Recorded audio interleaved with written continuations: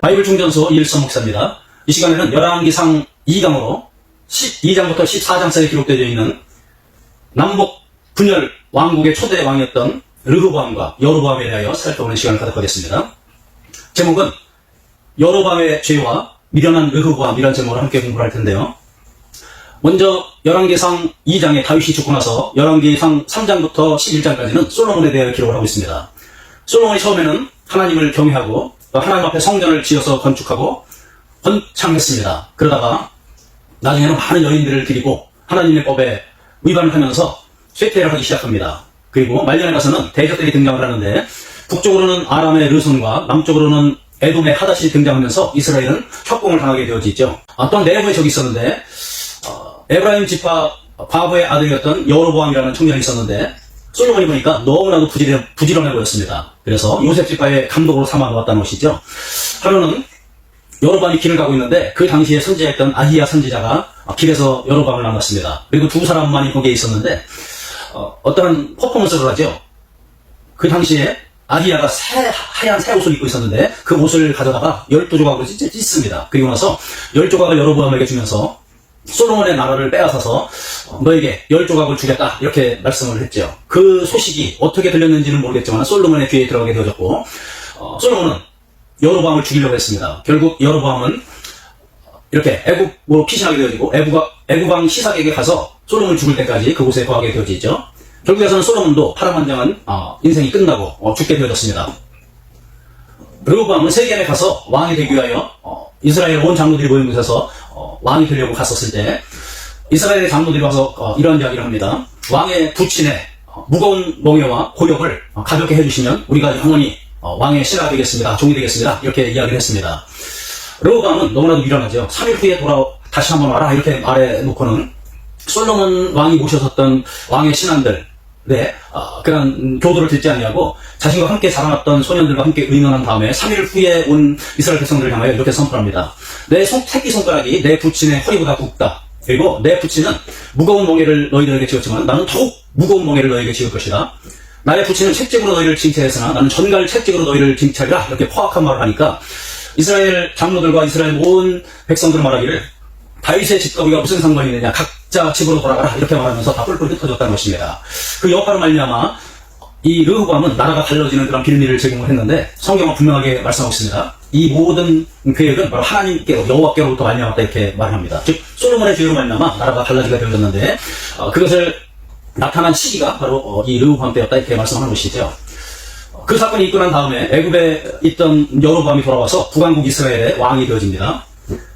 그런데 이 여로보암 왕이 되자마자 많은 실수를 하게 되었는데 그것을 가르쳐서 여로보암의 죄다 이렇게 말합니다. 즉 이스라엘 백성들이 제사를 드리기 위해서 예루살렘으로 올라가게 되어지면 백성들의 마음이 르호보암에게 돌아갈 것을 이렇게 경계하면서 계획을 짰는데 그것이 뭐냐면 너무나도 하나님의 법에 어긋나는 그런 죄를 범했다는 것입니다. 첫 번째 죄는 바로 북왕국과 남왕국의 그 경계각으로 베델이라는 곳이 있었습니다. 남쪽으로는 남유다가 다스리고 있었고 베델을 경계로 북쪽으로는 북왕국 이스라엘이 다스리고 있었던 그러한 때가 되어졌는데 맨 위였던 북쪽에 단이라는 곳에 그리고 아래쪽에 있는 베델이라는 두 곳에 금송아지를 만들어서 세웠다는 것입니다. 그러면서 하는 말이 뭐냐면 이스라엘 백성들을 애굽에서 구원한 너희의 신이다 이렇게 말하면서 더 이상 예루살렘으로 올라갈 필요가 없다 이렇게 말했다는 것이죠. 두 번째 범죄는 뭐냐면 레위인 아닌 일반 백성으로 자원만 하면 누구나 다 제사장을 삼아주었다는 것입니다. 그리고 세 번째 범죄는 뭐냐면 절기를 바꿔버렸다는 것입니다. 원래 장막절의 절기는 유대력으로 7월 15일이었습니다. 그런데 한 달을 늦춰서 8월 15일날로 지키게 했다는 것입니다.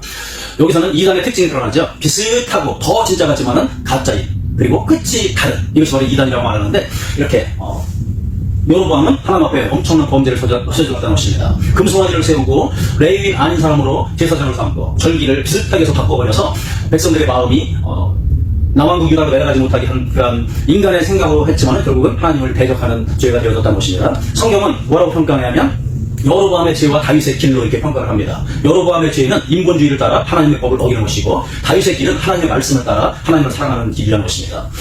시간이 지난 다음에 이 베델이라는 이곳에서 여로보암이 이렇게 금송아지 앞에서 예배를 드리고 있었다는 것입니다. 그때에 유다 쪽에서 한 선지자가 올라와서 예언을 선포하는데 앞으로 다윗의 집에 요시아라 이름하는 아들이 날 것인데 그 요시아라는 아들이 와서 이 모든 단들을 회파해버리고 다 말갛게 성전을 깨끗하게 청소할 것이다 이렇게 선포를 합니다. 그리고 나서는 정말 300년이 지난 후에 이 남유다에는 요시아라는 왕이 등장을 해서 온 이스라엘 땅을 다 깨끗하게 성전을 청소하고 모든 뼈들을 다 이렇게 불살라서 버려버리는 그런 하나님의 뜻을 준행하게 되어집니다. 그 예표와 징조로서 그 당시에 이렇게 놋재단이 있었는데 놋으로 만든 아주 간단한 재단이었는데 그 재단이 갈라지면서 재가 쏟아진다 이렇게 말씀했는데 그러한 징조가 그대로 일어났다는 것입니다. 결국 여로보암 어떻게 됐어요? 그 아들이 있었는데 아비야라는 아들이 있었는데 병이 들었습니다. 그랬을 때 자기 부인에게 아이야를 찾아가게 했습니다. 변장을 하고 찾아가게 했습니다. 하지만은 이미 하나님께서는 나이 많고 눈이 어두웠던 아이야에게 여로보암의 아내가 올 것을 이야기했고 발소리가 들리니까 말씀하죠. 여로보암의 아내여 들어오라 이렇게 말하면서 흉한 일을 내게 보이리라 이렇게 말씀하면서 이 아이가 죽게 될 것이고 너희 집안은 말갛게 청소될 것이다 이런 예언을 듣고 이제 성전 문 앞에 딱 들어서는 순간에 그 아이가 결국은 죽게 되어지는 것이죠. 그 이후에 여로보암의 뒤를 이어서 나답이라는 아들이 왕이 되었는데 그런 장군이 일어나서 생명 있는 자는 하나도 남기지 아니하고 다 진멸해서 여로보암의 씨를 이 땅 가운데 완전히 제거시키는 그런 끔찍한 벌을 받았던 사람이 바로 여로보암이라는 것입니다. 우리가 성경을 보면서 항상 느끼는 것이 뭐냐면 하나님의 뜻대로 살아가는 사람은 실수하는 것 같고 늦어지는 것 같지만 그것이 가장 빠른 길이라는 것입니다. 인간적인 방법과 수단을 사용하면 사용할수록 더 실패하고 무너지고 결국에서 파멸된다는 사실을 정확하게 인식하고 여로보암의 죄를 따라가지 않는 그리고 미련한 르호보암의 죄를 따라가지 않는 우리 모두가 되시기를 예수의 이름으로 부탁을 드립니다.